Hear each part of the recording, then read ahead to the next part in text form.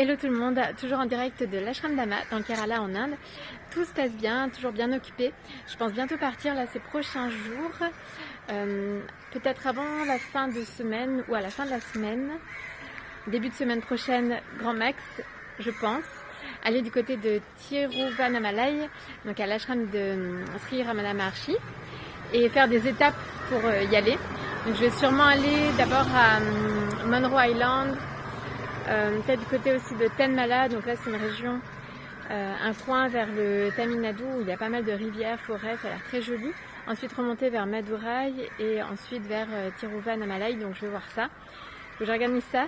J'ai reçu pas mal de signes en fait pour aller de ce côté-là, du côté de Pondichéry, Auroville, puisque j'avais pas eu le temps d'y passer beaucoup de temps il y a 2 ans.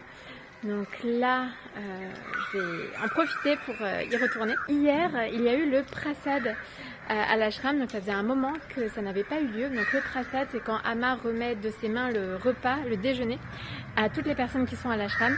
C'est vraiment un très beau moment, très chouette. Et donc le programme à ce moment-là commence à 11h par des enseignements, puis le prasad, le déjeuner. Ensuite des satsangs, donc ce sont des enseignements délivrés par des personnes de l'ashram, tout le monde peut partager son expérience. Puis ça a repris plus tard par les bhajans au temple Kali. Le prasad c'était dans le grand hall. Et j'étais bien contente d'être là parce que depuis mon arrivée à l'ashram ça n'avait pas eu lieu, même si on a eu le prasad pendant le tour avec Amma. Et je voulais partager en fait un enseignement qui a été donc justement partagé par un enfant qui a donné un satsang. Donc souvent il y a des enfants qui sont auprès d'Amma et qui font aussi des satsangs, qui partagent leur expérience. Et donc là, une petite fille d'une dizaine d'années qui a dit quelque chose de très intéressant. Elle parlait des erreurs qu'on pouvait faire dans la vie et là elle parlait de l'école.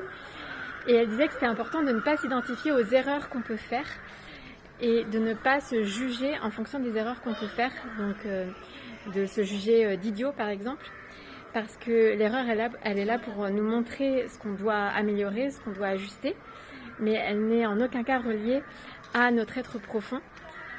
Et donc c'est important de ne pas s'identifier aux erreurs que l'on fait, simplement c'est un indicateur.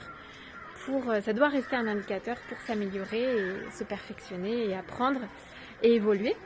Mais en tout cas, ce n'est pas lié à notre essence, à qui l'on est. Et donc c'est important de ne pas se juger par rapport aux erreurs que l'on fait.